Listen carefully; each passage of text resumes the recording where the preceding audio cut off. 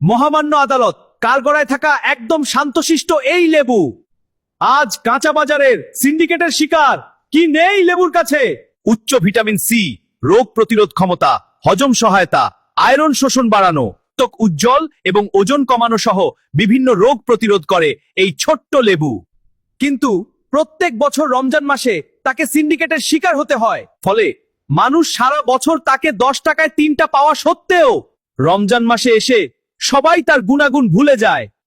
কারণ একটাই, বাজারের সিন্ডিকেটরা রমজানে এসে লেবুর দাম এমন পর্যায়ে নিয়ে যায় যা সাধারণ মানুষ নয়, কোটিপতিরাও লেবু কিনতে হিমশিম খায়।